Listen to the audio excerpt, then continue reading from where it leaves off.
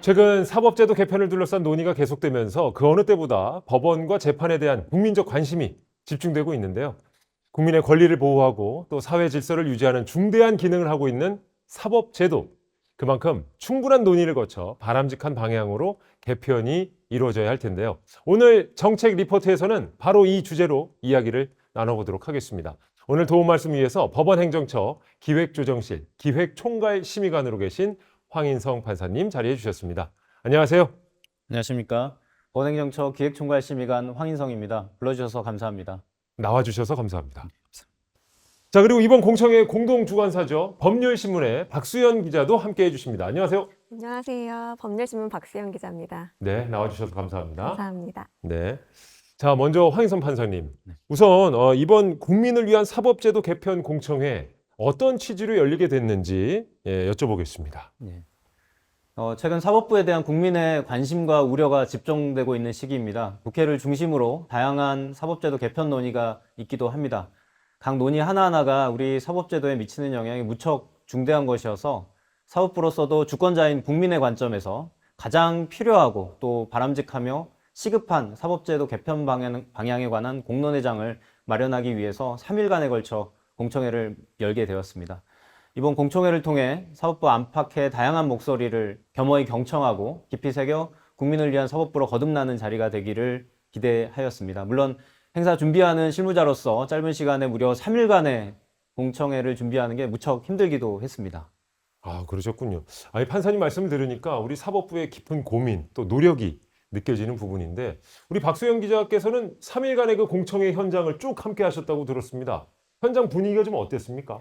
사실 이번 공청회는 시작 전부터 법조 안팎의 관심이 굉장히 컸습니다. 사실 그 공청회 좌석이 240석 정도가 됐는데 네. 정말 개회식 첫날에는 그게 가득 차서 일부 시민분들은 서 계셔야 할 정도까지 됐었는데요. 이번 공청회 자체가 사전 신청 없이 국민 누구나 와서 방청을 할 수 있었기 때문에 정말 뭐 판사님들을 포함한 법원 관계자는 물론이고 검사님들 또 변호사님들 학계에 계신 교수님들 그리고 일반 시민분들까지 정말 많은 분들이 현장을 찾아주셨고 또 이번 공청회 자체가 대법원 유튜브를 통해서 생중계가 됐기 때문에 그 누적 온라인 스트리밍 수가 2,300회에 달했습니다. 네. 그래서 굉장히 관심이 뜨거웠던 걸로 기억하고 있습니다. 야, 그러니까 현장에 오신 분들의 관심도 대단히 뜨거웠지만 그걸 또 실시간으로 지켜보시는 분들의 네. 관심도 대단했던 것 같습니다.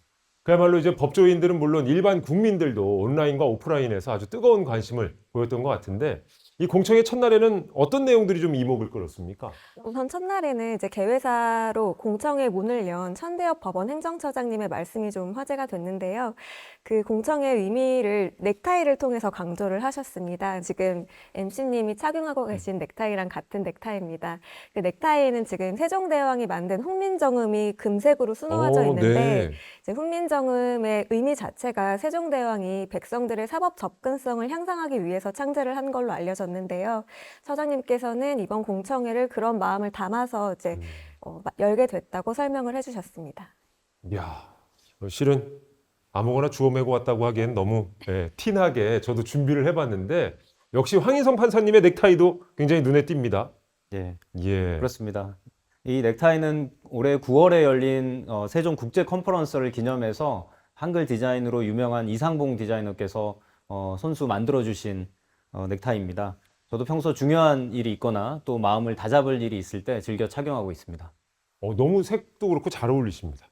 예. 역시 MC님도 뭐 못지않게 잘 어울리십니다.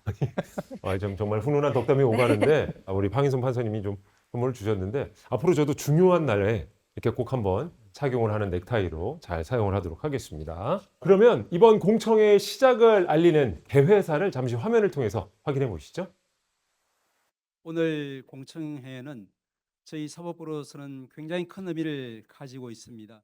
저희들은 1443년 세종대왕께서 그 당시까지 지식인청과 귀족청이 독점하고 있던 문자 권력과 사법 권력을 서민들에게 돌려줘야 되겠다라는 큰 염원을 품고 한글 28자를 만들었고 그 한글이 여기 넥타이에 담겨 있습니다. 세종대왕께서는 두 가지 큰 염원을 가지고 만드신 걸로 되어 있습니다. 첫 번째는 한자로 된 법을 읽을 줄 몰라서 시민들이 법을 어기는 일이 있어서는 안 되겠다라는 그런 염원, 또 하나는 억울한 일을 당했을 때, 송사가 벌어졌을 때 자신의 말을 글로 적어서 본인의 억울한 사정을 해소할 수 있도록 해야겠다라는 그 두 가지 염원을 가지고 만드신 걸로 되어 있습니다.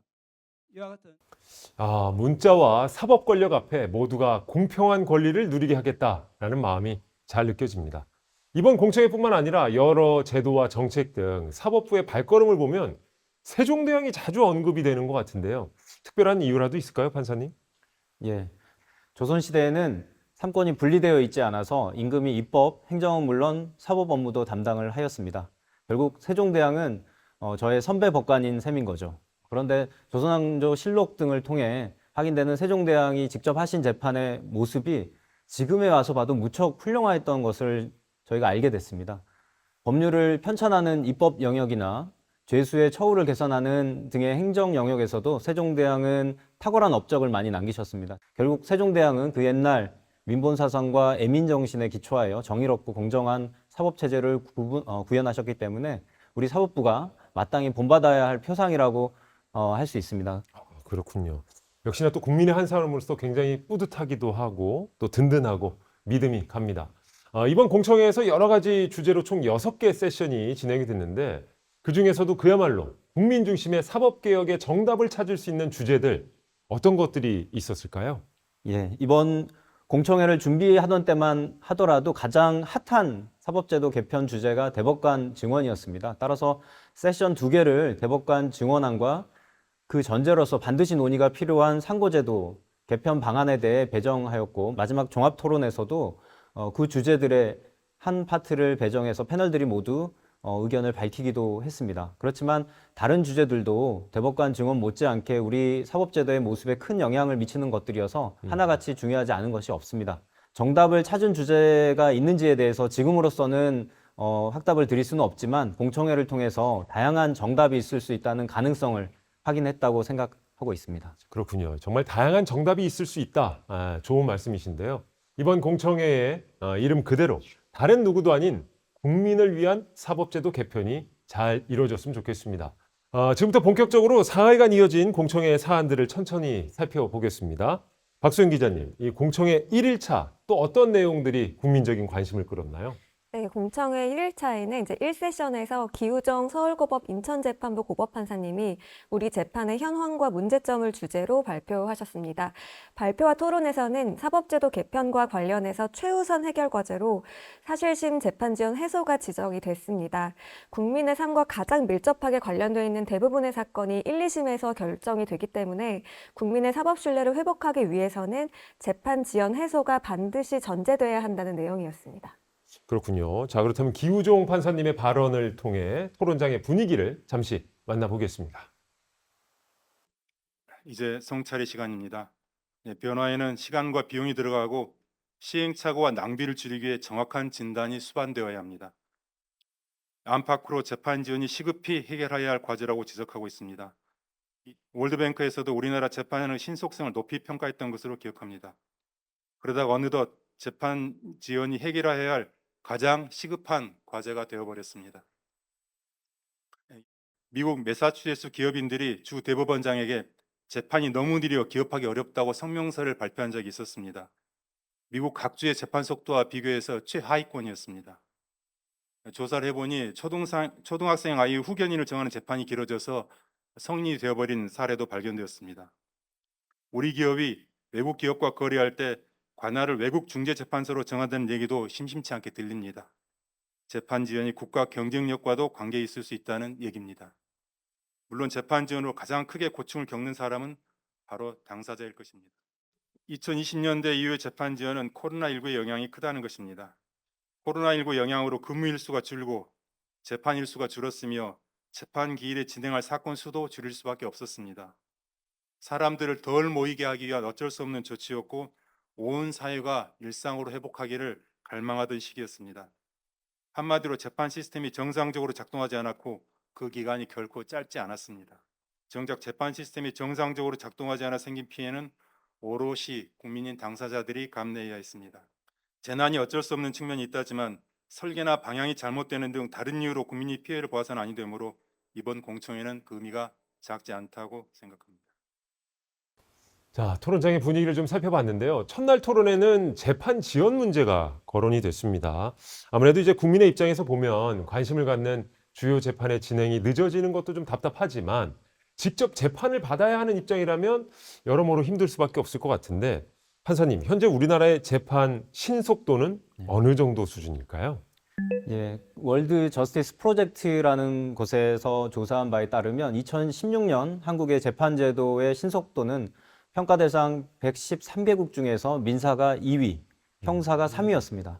세계은행에서 조사한 바에 따르더라도 상사 분쟁을 해결하는 법적 절차의 시간과 비용 순위에서도 2016년 189개국 중에서 2위, 이듬해는 190개국 중에서 무려 1위를 하였습니다. 이렇게 2010년대 중반까지는 한국의 재판 신속성은 세계 1, 2위권이었습니다. 그렇지만 이후 점차 느려지다가 결국 코로나19 팬데믹이 절정이던 2020년에서 22년을 거치면서 재판이 지연되는 현상이 좀 더 가속화된 것으로 보입니다. 결론적으로 신속도의 측면에서는 여전히 우리나라가 빠른 편에 속하기는 합니다. 그렇지만 우리 국민들 입장에서는 특히 민사 분야에서 재판이 늦어지고 있다는 생각을 많이 하실 수밖에 없는 안타까운 상황인 것도 맞습니다. 자, 판사님, 그렇다면 현재 사법부 차원에서 재판 지연 문제 해소를 위해 어떤 노력을 하고 있는지 궁금합니다. 예, 작년부터 사법 행정 업무만을 담당하던 법원장들이 완숙한 경험을 살려서 오래되어 해결이 쉽지 않은 장기 미제 사건을 직접 맡아 처리하기 시작하였습니다. 판사들도 보통 1 내지 2년마다 담당하는 사무분담을 변경하던 것을 2 내지 3년으로 장기화하여 사무분담의 변경으로 인한 재판 지연을 막기 위해 노력하고 있습니다. 역시 사법행정 업무만을 전담하던 사무국장들도 사법보좌관 업무를 겸직하며 신속한 재판에 도움을 보태고 있습니다. 입법부나 행정부에서도 법관과 재판연구원의 정원을 늘려주고 법관의 자격을 법적 영역 5년으로 완화하는 것으로 제도를 변경해주는 등 신속한 재판을 위해 많은 지원을 아끼지 않고 있습니다. 정말 할 수 있는 모든 것을 해보고 있는 상황입니다. 야, 할 수 있는 모든 것을 해보고 있다. 예, 진정성이 느껴지는 발언이었습니다. 박수영 기자님, 이 1세션 발표 후에 이어진 토론에서는 또 어떤 이야기들이 오갔습니까? 네, 1세션 토론부터 정말 열정적인 토론이 이루어졌는데요. 정지웅 경실련 시민입법위원장은 사법 시스템의 진짜 문제는 사실심의 불실화와 지연에 있다면서 사법제도 개편의 최우선 순위는 대법관 증언이 아니라 사실심 법관의 대폭적인 증언과 재판 지연 인력의 확충이다 이렇게 말씀을 하셨습니다. 또 정치권에서 주장하는 대법관 증언은 오진에 따른 잘못된 처방 이렇게 말을 해서 좀 화제가 되기도 했습니다. 야, 이 부분에 대해서는 우리 판사님의 생각도 들어보고 싶은데요. 그러니까 사법제도 개편의 최우선 순위로 거론되는 대법관 증언 문제에 대해서 오진에 따른 잘못된 처방이다라는 날카로운 지적도 나왔습니다. 어떻게 생각하시나요? 네. 그동안 사법부 입장에서는 대법관 증언에 필요한 자원을 사실심에 집중하는 게 국민을 위해 더 바람직하다는 입장을 자주 밝혔습니다. 소송은 최종심이 아닌 1심 단계에서 끝내는 게 바람직하기 때문입니다. 그런 면에서는 말씀하신 지적이 반갑기도 했습니다. 그렇지만 이번 공청회의 또 다른 참가자는 사법부가 대법관 증언에 대해 매번 사실심 충실화가 우선이라는 주장을 하며 대법관 증언을 피해가려고만 한다는 지적도 있었습니다. 결국 여러 지적들을 모두 겸허하게 받아들이고 한정된 자원을 어떻게 배분하는 것이 국민을 위한 것인지 고민할 문제라고 생각합니다. 그렇군요. 자, 그 밖에도 의미 깊은 발언들이 많았다고 합니다. 화면으로 또 만나보시죠. 이승만 대통령이 1950년대에 법원 판결에 불만을 표시하면서 우리나라 법관들은 세계에서 유례가 없는 권리를 행사한다 라고 하면서 사법부를 비판했습니다. 그때 가인 김병로 선생님께서 뭐라고 말씀하셨을까요? 이의가 있으면 항소하시오 라는 결기를 보여주셨습니다. 지금 사법부의 기둥이 지금 막 넘어가고 있는데 이걸 법원에 있는 판사님들만 그 기둥을 붙들고 있으면 그 기둥이 안 넘어갈까요? 그 기둥을 누가 잡아줘야 될까요?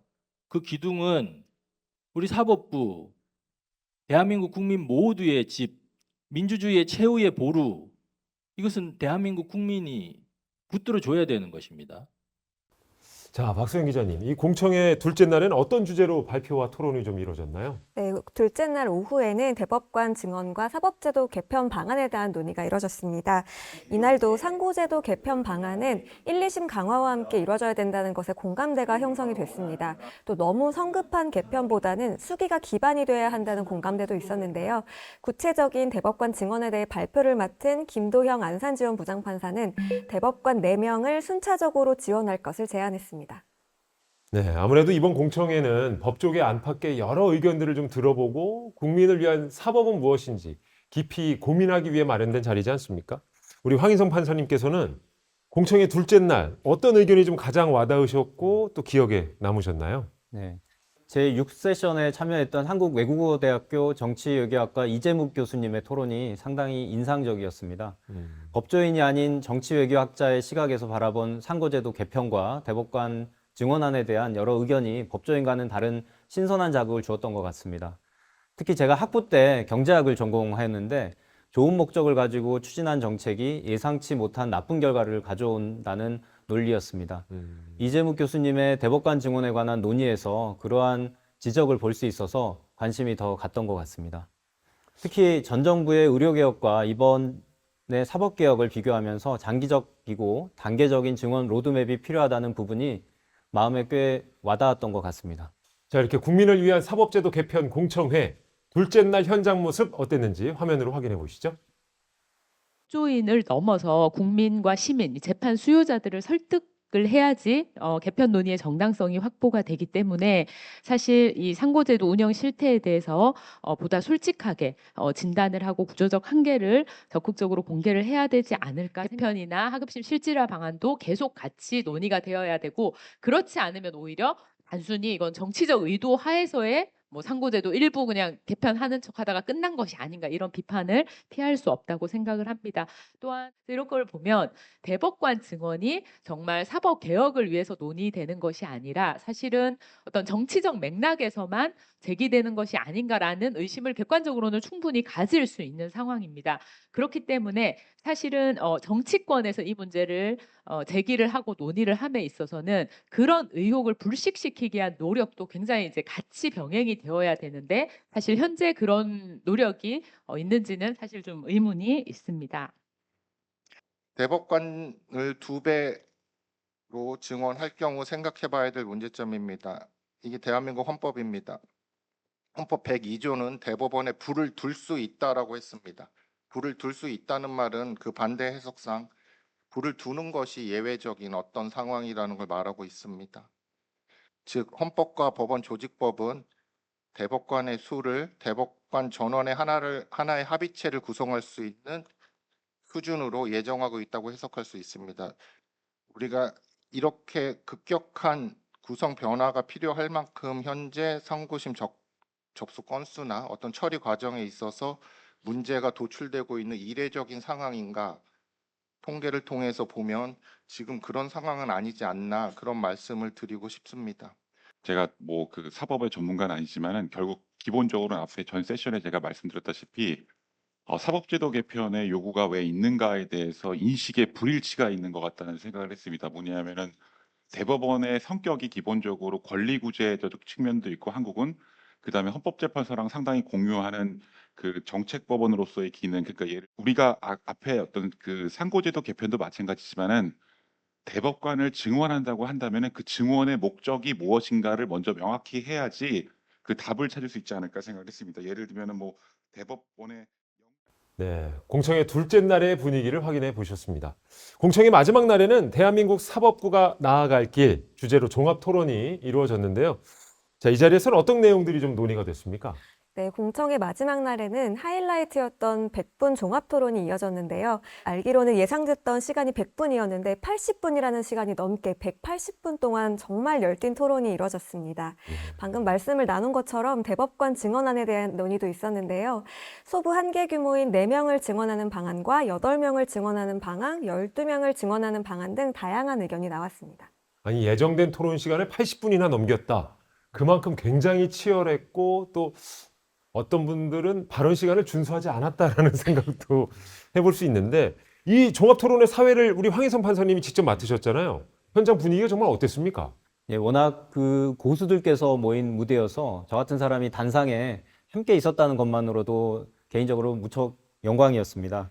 사실 김선수 전 대법관님께서 좌장으로서 토론을 진행하셨고 저는 그분들의 발언을 바로 옆에서 듣는 입장이었습니다. 시간이 180분이나 소요되었지만 한 분 한 분의 말씀에서 그분들의 오랜 경험에서 비롯된 지혜를 얻을 수 있었기 때문에 집중하다 보니 정말 순삭이라고 하죠. 시간이 순식간에 흘러갔던 것 같습니다.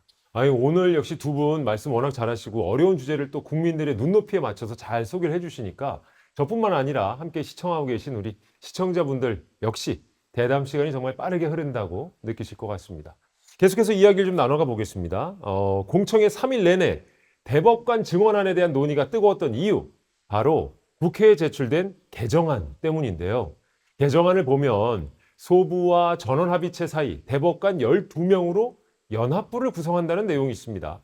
앞서서 우리 박 기자님이 소개해 주신 대로 이 종합토론에서는 대법관 증언수를 놓고 4명, 8명, 12명 이렇게 다양한 의견들이 논의가 됐는데, 자, 판사님, 국민들의 입장에서는 대법관이 늘면 그만큼 사법 서비스가 더 좋아지는 건지 이렇게 생각하실 수도 있을 것 같은데요. 어떻습니까? 예, 가위바위보를 해도 3세판을 하는 우리 국민들의 성향을 보면 대법원 재판을 받고자 하는 국민적 요구가 상당히 높은 것은 부인할 수 없는 것 같습니다. 그런 상황에서 대법관이 늘면 대법원의 사법 서비스가 좋아질 수는 있을 것입니다. 그렇지만 하급심의 재판이 지연되는 상황에서 그나마 한정된 자원을 대법원에 투여하면 그만큼 하급심 상황은 더 악화될 수밖에 없습니다. 그에 따라 분쟁이 시작되면 대법원까지 가서 재판을 받고자 하는 수요는 더 늘어나게 되는 악순환이 반복되게 될 우려가 있습니다. 분쟁은 짧게 끝나는 게 모두에게 좋습니다. 이번 공청회에서 다양한 의견들이 나왔지만 대법관 증언 못지않게 사실심 충실화가 필요함에 대해서 대부분 공감한 것도 그러한 이유 때문이라고 생각합니다. 자, 분쟁은 짧게 끝나는 것이 모두에게 좋다라는 말씀 특히 공감을 합니다.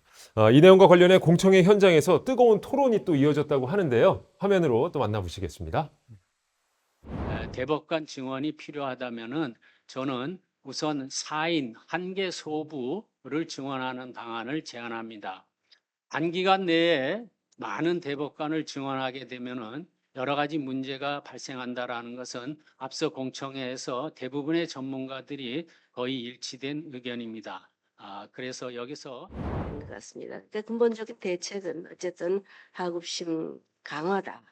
이와 관련해서 하급심 강화와 병행해서 추진해야 한다라고 하는 그런 이 실적이 있어요.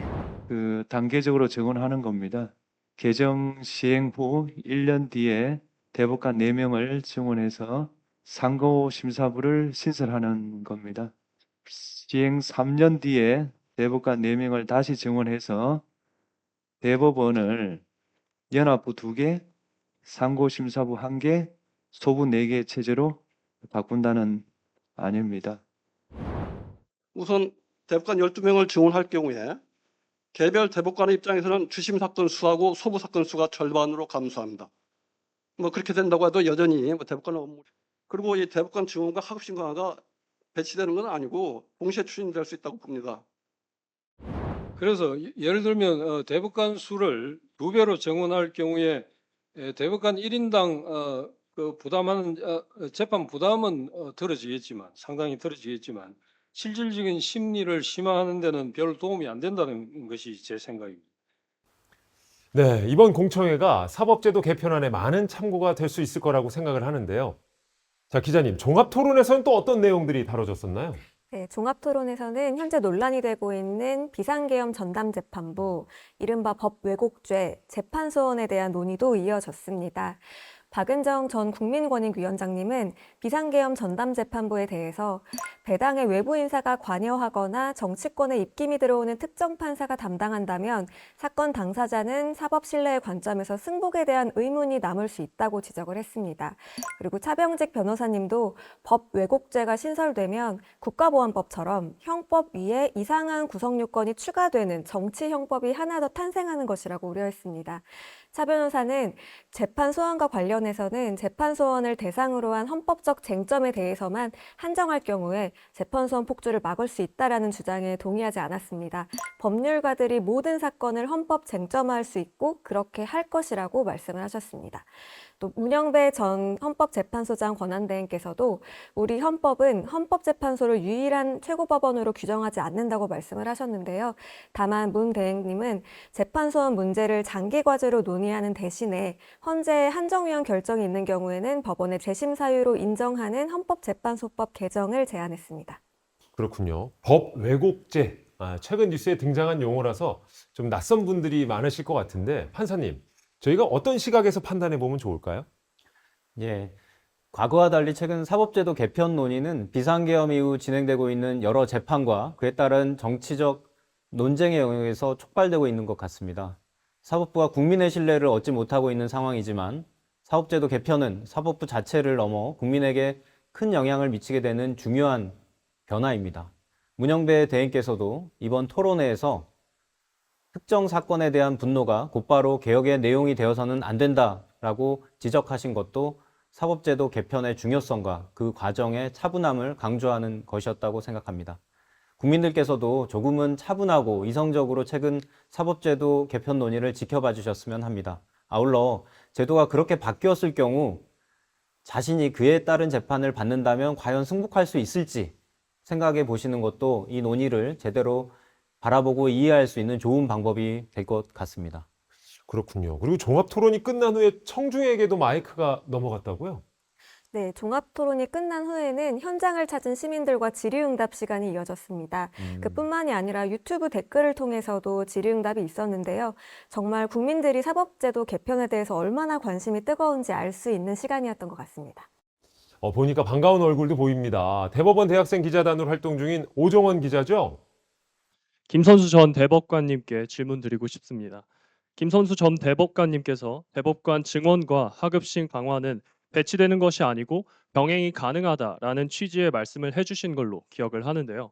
현재 대한민국 사법부의 신뢰 회복과 재판 지연 적체 문제를 해소하기 위해 투입할 수 있는 공적 자원이 100이라고 가정했을 때 이 대법관 증원을 통한 상고심 처리 역량 강화와 하급심 강화 중 이 공적 자원 투자 비율을 과학적으로 계량적으로 생각해 본 건 아니고 그러니까 하급심 강화를 위해서도 최선의 노력을 해야 되고 그래서 이제 뭐 그런 부분에 있어서도 적극적으로 그 제도도 만들고 전문법원도 만들고 이런 것들을 해서 실질적으로 이제 좀 실현시키고.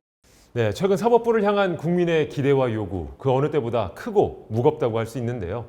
이번 공청회를 통해 보인 것처럼 우리 사법부는 공정성과 투명성을 바탕으로 국민들의 신뢰를 얻기 위해 노력하고 있습니다. 이번 공청회를 계기로 더 많은 국민들이 사법부 소식에 많은 관심을 가지셨으면 좋겠습니다. 박소영 기자께서는 이번 공청회를 정말 3일간 함께 하셨는데 취재한 소감을 안 여쭤볼 수가 없습니다. 어떠셨어요? 네, 저는 일단 이번 공청회 3일 시작부터 끝날 때까지 함께 했는데요. 저는 개인적으로 사법제도 개편이라 함은 국가의 100년 대계에 해당한다고 생각합니다. 그래서 법조를 출입하는 기자로서 이번 공청회를 취재한다는 것 자체가 개인적으로도 큰 의미가 있었습니다. 사법제도 개편과 관련해서는 국가와 국민 모두에게 올바른 방향으로 나아가야 한다는 점에 정말 아무도 이견이 없을 거라고 생각합니다. 그래서 이번 공청회가 앞으로 더 깊이 있는 논의가 이루어지는데 보탬이 됐을 것이라고 생각합니다. 네, 정말 3일간 수고 많으셨고요. 우리 판사님께서는 마지막으로 시청자 여러분께 전하고 싶은 말씀 있으실까요? 예. 저도 이제 19년 차 법관입니다. 물론 저의 그 동안 때문에 그렇게 생각하시지 않으실 수 있는데요. 무슨 말씀이세요? 네. 현재 우리 법원이 국민들의 걱정의 대상이 되고 있다는 점에서 죄송함과 막중한 책임감을 느끼고 있습니다. 이번 공청회를 통해 여러 분야에서 사법부에 주신 지적과 숙제를 좀 더 열린 마음으로 받아들여야 되겠다는 생각을 했습니다. 신중하고 때로는 과감하게 제도 개선을 해서 종합토론 세션에서 박은정 위원장님께서 말씀하신 국민을 위한 충성 경쟁에 우리 사법부도 열심히 참여할 수 있도록 저도 제 자리에서 최선을 다하도록 하겠습니다. 자, 오늘 정책 리포트에서는 사법제도 전환의 출발점이라고 할 수 있는 사법제도 개편 공청회에 대해서 자세히 알아봤습니다. 함께해 주신 황인성 판사님 그리고 박소영 기자님 두 분 감사합니다. 네. 사법뉴스 월간판은 오늘 방송을 끝으로 시즌1을 마무리하게 됐습니다. 언제나 국민과 함께하는 사법부의 대표 콘텐츠로서 균형과 깊이를 더하고 좀 더 가치 있는 정보를 담아 시즌2로 다시 찾아뵙겠습니다. 새해 복 많이 받으시고요. 지금까지 아나운서 김일중이었습니다. 고맙습니다.